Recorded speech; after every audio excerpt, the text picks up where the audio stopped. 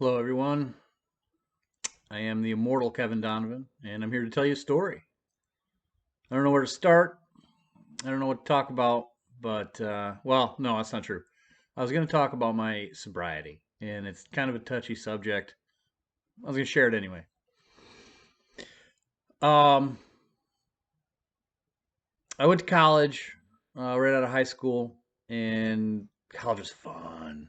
It was a lot of fun. I really enjoyed it. Uh, I ended up doing more parties and drinking and nonsense than I did school. So, eh. But I maintained that for a long time, and I felt that drinking and partying just superficially was like, oh, that's what I want to do. That's fun, and I figured that's what a lot of late teens, early 20 kids do anyway. But I held on to that for a long time, and my drinking got progressively worse and worse, and I didn't even really notice it. I just kept kept going. Thought that was just something to do. You know, you work hard, you come home, you drink because you deserve that. That's what you do. Well, apparently, drinking too much is bad. It is bad. I don't really know when I felt that or not. I'm not really sure, but at a certain point, I realized that I was going and I was just chasing the feeling of being hammered or drunk or buzzing, whatever.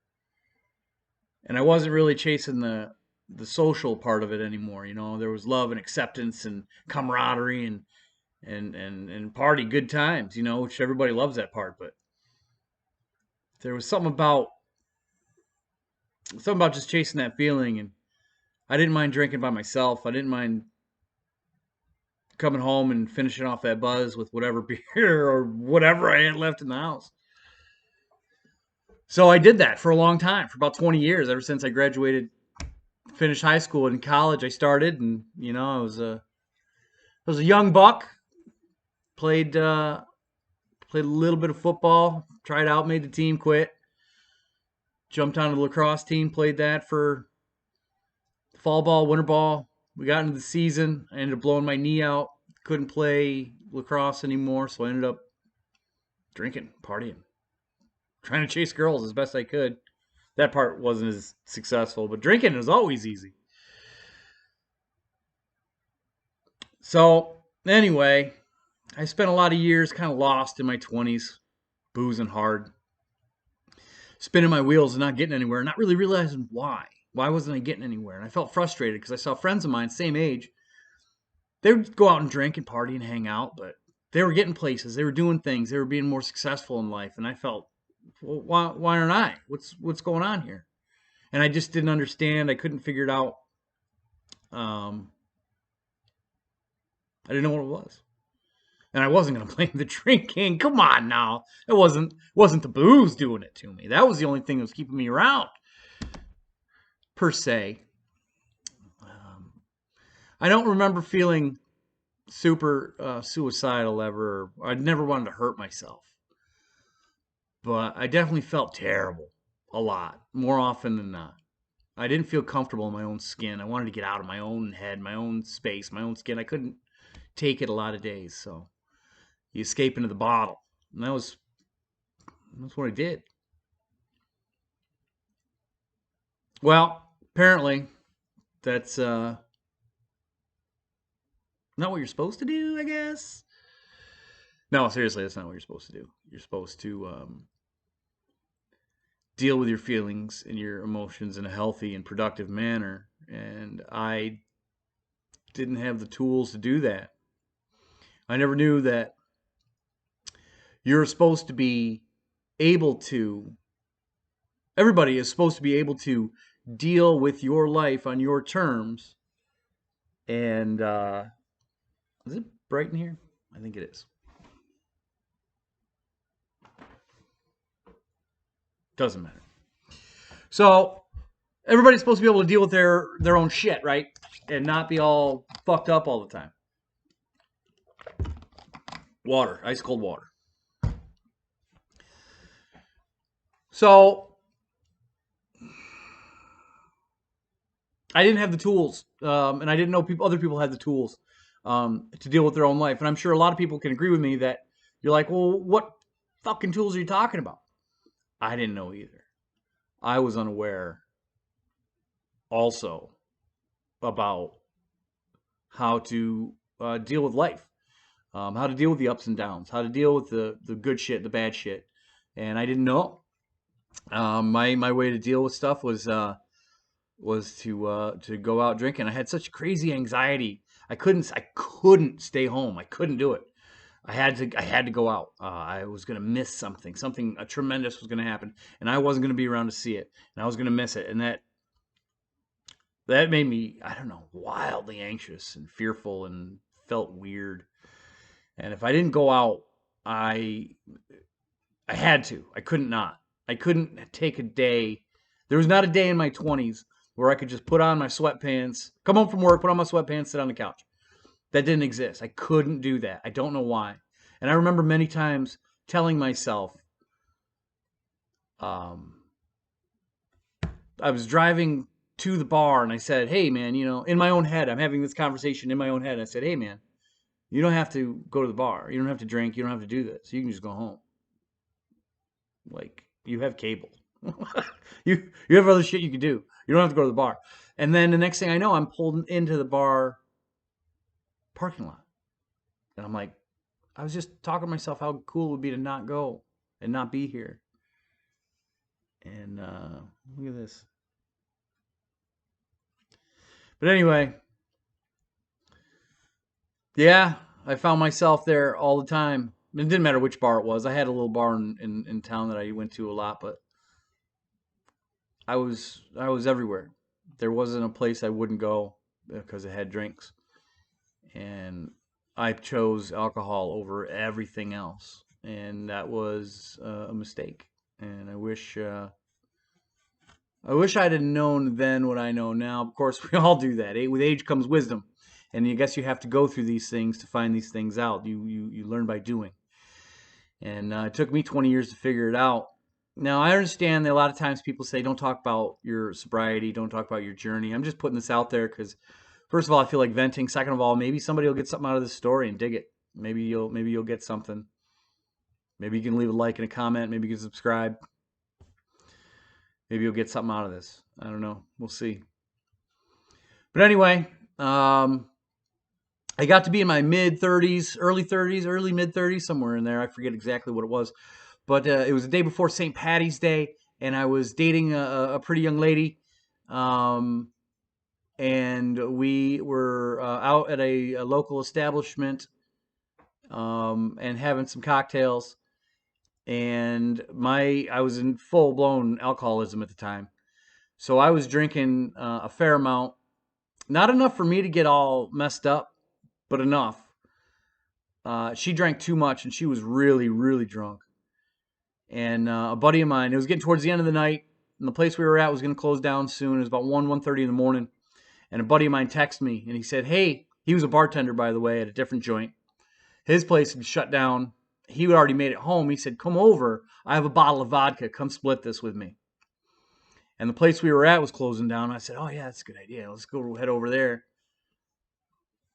and drink this vodka. So I grabbed my girl, and we pay our bill, and we jump in the car. Now, mind you, this is the day before St. Patty's Day. As a good Irishman that I am, I went through about 2 pitchers of beer, about a half bottle of Jägermeister, because they didn't have Jasnoka at the time. They had Jaeger. So I was drinking shots of Jaeger. I did about half a bottle-ish of Jaeger, and good 2 pitchers of beer, I'd say. So about 8 pints, 8 or 9 pints, give or take. And probably 10 to 12 shots-ish. My big thing is shots. I always loved shots. That was my thing. I was a shots guy. If I was bored, shot. Want to talk to somebody, let's do a shot. So I had a fair amount of alcohol in me. But at the time, I was such an alcoholic that I had such a high tolerance that I could drink 2 pitchers of beer and a dozen shots and still think that I was functionable. Anyway, I pour my girlfriend into the car and we take off. And my buddy's house is less than 10 minutes away. We start driving, and I didn't get but a mile and a half, maybe a mile and a half, 2 miles down the road, and one of my plate lamps was out on my car. I had no idea. You don't. There's no indicator on that in your car when a plate lamp is out. And sure enough, Talcott County Sheriff pulls me over, and it was a lady, and she was very nice, and she knew right away the way I was acting, and I was trying to put on my good, I'm okay face, but the thing that she pulled me out of the car for, she asked for my when she asked for my registration and proof of insurance. I handed her. I had there's that plastic like envelope, clear on one side and red on the other, and it's just big enough for the paperwork to slide in there, but it's not really. And she asked me to get that out, and I tried to fumble with it for a second. I couldn't. My fingers couldn't do it, and I just handed her the whole thing. And she goes, "Why don't you step out for me?" And right then I was like, "That's a DWI. I'm in for one. I'm going for the ride." And I toss my cell phone to my girl, and I get out and I go, "I'm gonna get a DWI right now. You sit tight." And sure as shit, didn't take that. It did not take that long going through her checkpoints. The what do they call that? Sobriety test, the road test. You know what I mean? When you walk the line and touch your nose and all that shit. She figured that out real quick that I'd had a few, and she's like, "How much did you drink tonight?" And I'm like, "One or two, one or two pitchers." So I got arrested, got taken down to the Tahoe County Jail, and went through the whole thing. And they let me go that night. Less than an hour later, they let me walk out of there. You know, I didn't have to spend the night there or anything. And actually, that officer, they usually don't. She was nice enough to give me a ride home. There's a lot more to that story, a lot more details. I'm not going to share all of it. Maybe that's for another video. If you want to know about that, leave a like and a comment and ask me. I'll make another video about that whole experience because it was wild. So anyway, after that, I had to go to court. I had to go do the whole thing, and I had to get an evaluation. They said that I was an alcoholic, and then I needed treatment, and they wanted to put me in the Tioga County Drug and Alcohol Program, and that was a 9-month program called the IOP, the Intensive Outpatient Program, and that was 9 months, 3 sections of 3-month, 3 months per section, 3 sections, 9 months of IOP, and I had to pay for that out of pocket. I also had to do the DDP program and the victim impact panel, and then pay all my fines to the judge. And I got a lawyer and went through a lot of stuff, man. It took about a year. It took about a year out of my life of everything. No license, a whole bunch of nonsense. That also happened to be the year that the once in 100-year flood hit Owego and destroyed the house I was living in and wiped out my car. So luckily I didn't have a car. They're like, "Where's your car?" I'm like, "It's in the flood, guy." I junked it for a couple $100 because it was worth scrap metal at that point. And it destroyed my house that I was living in. I got a check from FEMA for like $1,200. Yeah. Yeah, thanks FEMA. I appreciate $1,200. But what are you going to do?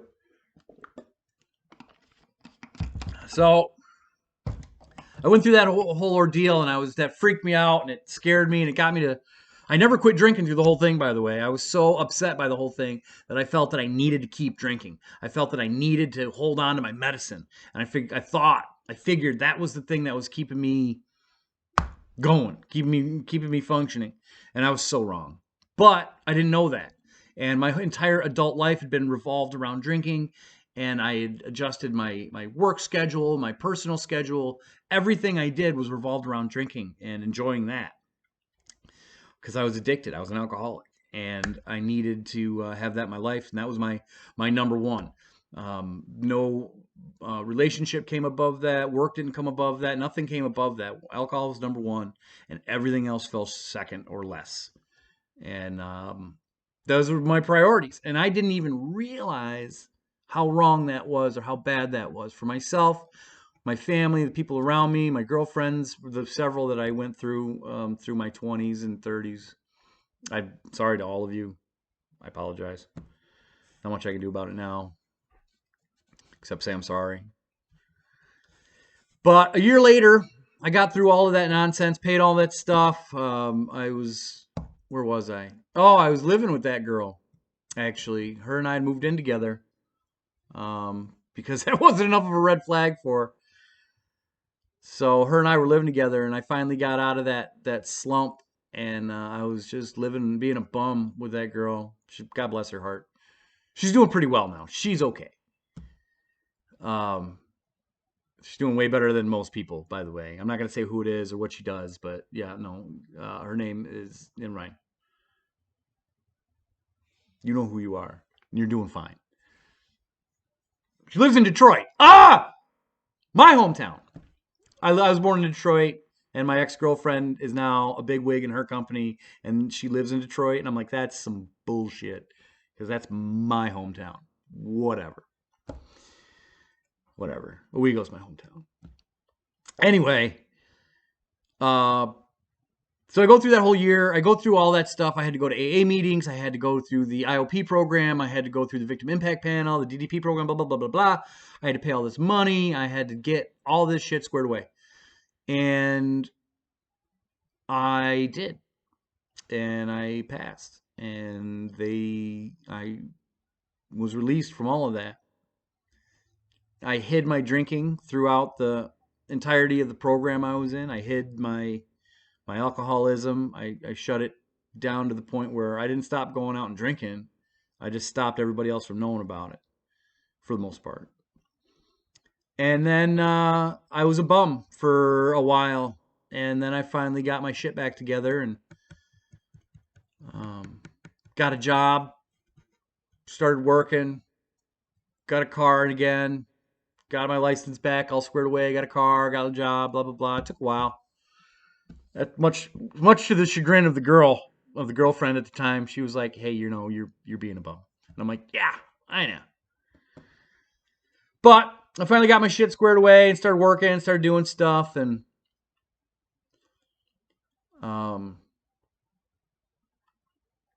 there's a lot of personal things that go on between that instance, that first DWI, and then the second one that I get. DWI number 2. The Dewey. The Deuce. So what had happened was, I'm not going to go into all the personal stuff again. That's another video. Leave a like and a comment, subscribe, and ask me to tell you about that story. I will. But a lot goes on. Relationships come and go. I move in and out of different places. I still work at the same spot. I still maintain my job as security guard. I still work. But I end up I ended up buying a house. My parents and I got together. They were like, "What are you doing?" I'm like, "I don't know." And we found a house that was cheap and easy. It was a fixer-upper, and we bought the house. And it took me more than a year of labor myself to get into the house, which I'm in right now, by the way. This is it. We're in it. I had a lot of construction work, blood, sweat, and tears moving into this house. Anyway, one of the nights that I was here, I was actually working with my father. We were working on the kitchen stuff and doing construction things. I think we were putting in the backsplash or trying to do, I don't remember what we were doing. That was the backsplash, I think. Doesn't matter. We were working. Gets to be late at night. Dad's like, "I'm tired. We did a good job today. I'm going to head home." I said, "Okay." And I was still living actually at my parents' house because I couldn't stay in this house yet. It wasn't ready. So I was like, "Yeah, no, I'm just going to clean up and then I'll be right at home." I don't have any, it was like a Tuesday night. And I cleaned up and I did a good job working that day. And I just felt really good about myself. And I'm like, I deserve going to the bar. I deserve that. So I end up going to the local tavern. Started drinking. Pretty good. Pretty solid drinking. Ended up playing cards with the boys. I love playing cards. We play pitch. I love playing pitch with the boys. It's a 4-man card game, and we were just playing cards most of the night and drinking. And if you lose, the losing team has to buy drinks for the winning team. And to make it quick and easy, you just buy shots. And those boys, for some reason that night, wanted to drink Jameson. I got nothing against Jameson. It's fine. It's not my first choice, but I have nothing against Jameson. But I do know that if I drink a lot of Jameson, like a lot of other people, I don't care how Irish you are, You drink a lot of Jameson, you get a little tipsy. I ended up getting a little tipsy. And then the bar closed down, and they said last call, and I said, give me 3 road sodas, which is 3 cans of beer to go, unopened cans. I also asked for 3 shots of Yasnoka, because I did. So I always go, give me 3 and 3. And that meant 3 beers and 3 shots. And that was always my last call order. The bartender would fire up 3 cans of, we drank Keystone at the bar. Keystone Light, as a matter of fact. That a boy, Keystone. It's good old redneck beer. It's a good old boys drink, you know? It's easy, it's quick, easy, cheap. You can drink a ton of them.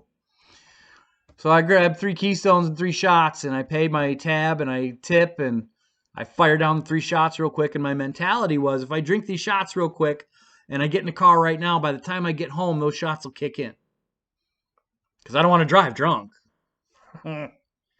Anyway, sure enough, I get pulled over on my way home. I'll tell you, that's another story. Leave a like and a comment if you want to hear that story. That one's a hoot. I got pulled over, and that whole process starts, and then I start going through the court prod. They took me to the jail. They let me out. They drove me back home. Life was it is what it is. So I started. What did I do? Oh, well, I called my lawyer first thing in the morning. The next morning, I called my lawyer and set a meeting with them. The court started sending me letters and paperwork. I got my lawyers involved and started going through that whole process. I am still currently under probation, but I'm finishing up that probation now. This was January 2018 is when I got this second DWI. It is now March 2021, and I am just now coming to the end of my probation. Still on probation right now, but coming to the end of it. And I'm happy to say that I have been sober since July 2nd, 2018 was the day that I entered the drug court program that they required me to go through. And I have not had a drink or any drug of any illegal kind since then. I have been going to a counselor, and his name's Barry. I'm not going to put him totally out there, but going to see Barry has been a life-changing experience for me, and dealing with all my issues and emotions and feelings and things that I've been going through. Because I didn't realize that for me, a lot of my drinking was a side effect. It was a behavior manifested from a bad place. And it was one of those side effects where, like, if you get a cold or you get sick and you have a cough and all you do is take cough drops, you're just trying to treat the symptom. But if you go to the doctor and you get medicine, you cure the sickness and the cough goes away. Try and fix the wounds, heal the problems, and let the side effects dwindle off. And I've noticed that very much in my experience.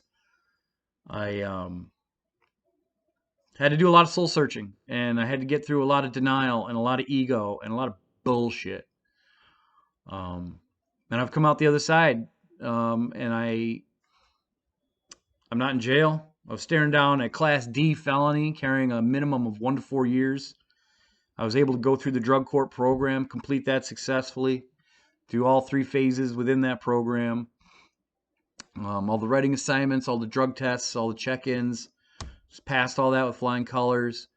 Was given a probation for a couple more years, and I'm finishing up that second year of probation now.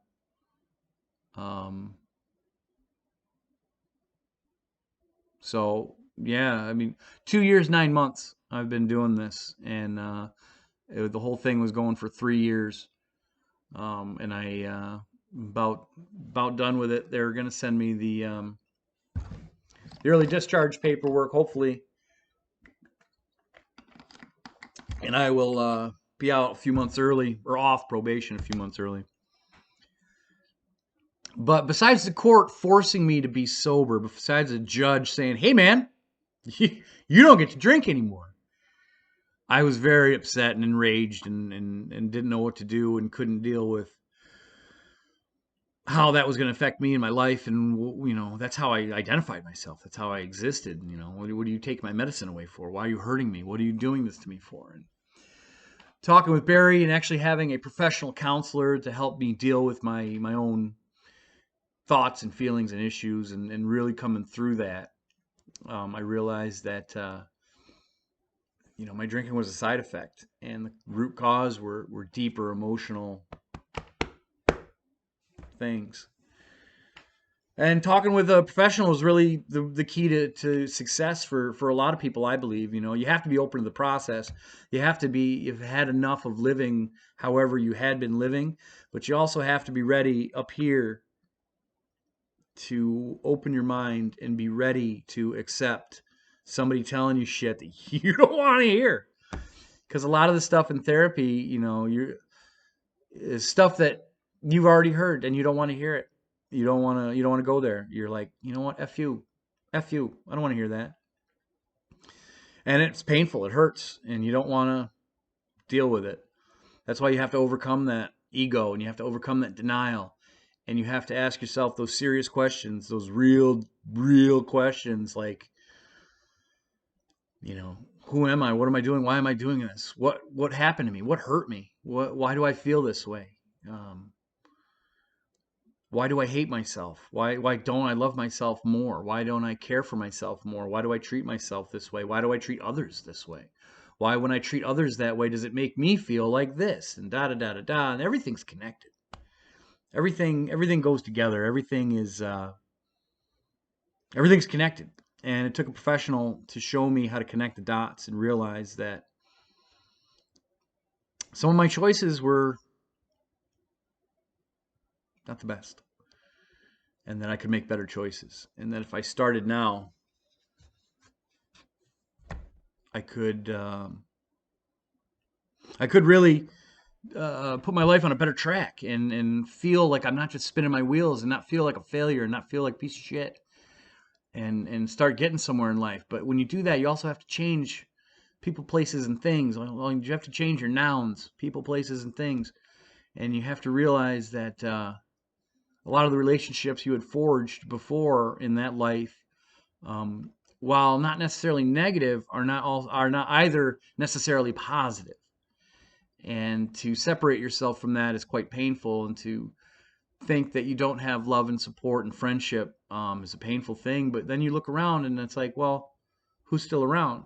I still have my parents, and I love them, and they love me, and it was that alone was not an easy process for me and my family, because we weren't real lovey-dovey people. And to finally come to that idea that they really care and they really support me, that was tough for me to even take. For some reason, it was hard for me to I still work on this every day, is to not talk terrible to myself, not talk shit to me.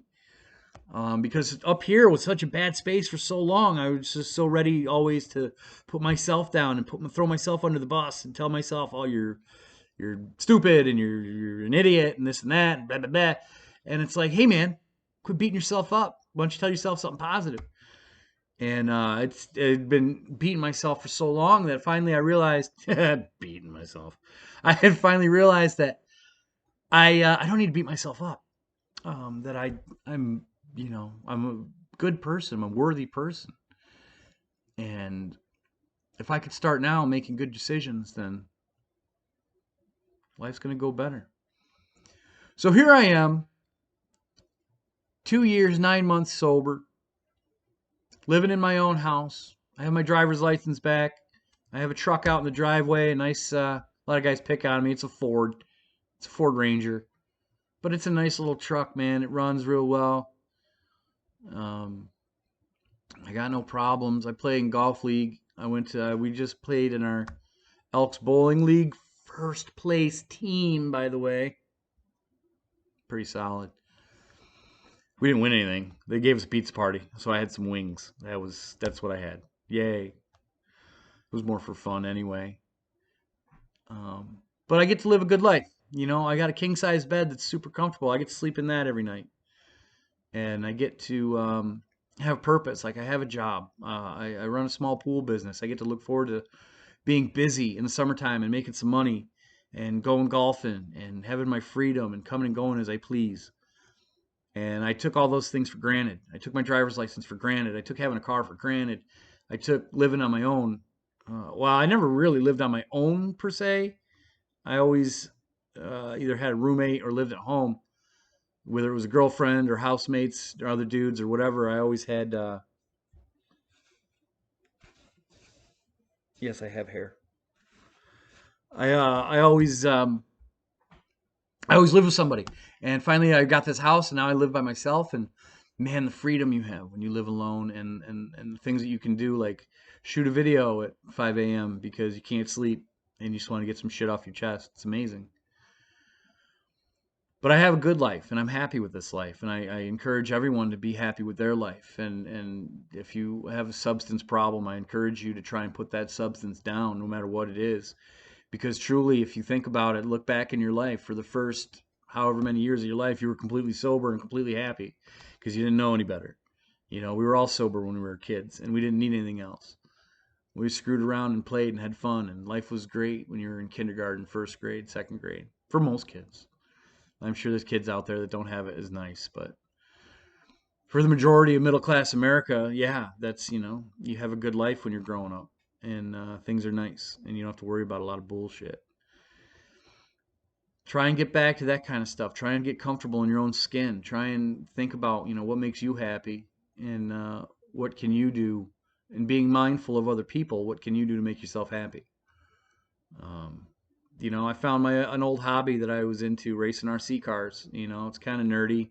I don't care. It's fun for me. I like turning wrenches and building stuff, and it's a hobby. Something to keep me occupied, something to put my focus on, something to do. So I can race RCs, I can golf, I can go bowling. I have a beautiful house that I constantly work on. There's constantly something to do. It's always. You have a house, you know what I'm talking about. Always something going on. But yeah, I encourage any and everyone, if you have any kind of substance abuse issue, or you even think that you might, guess what? There's an issue there. If you think, oh man, I drink too much, guess what? You probably do, because you wouldn't have had that thought if it wasn't in your brain. You know what I mean? Does that make sense? I'm no guru, I'm no counselor, I'm no professional. I'm just a guy that went through some shit, and I came out the other side, and so can everybody else. It's fact. If I did it, it's so cliche. If I did it, anybody can do it. It's true. It's true. It's really true. So I hope you like, subscribe, follow the Immortal Kevin Donovan. I'll put it on my Facebook, put it on my Instagram. I want to try and make a YouTube channel. I'm going to try and share a lot more stories that I have, because I have a lot of crazy stories. And that's all for now. We'll see you next time. Thank you, YouTube, Facebooky. I'm not going to, that Facebooky was wrong. Thank you, YouTube. I got to figure out a sign out. This is the Immortal Kevin Donovan. See ya!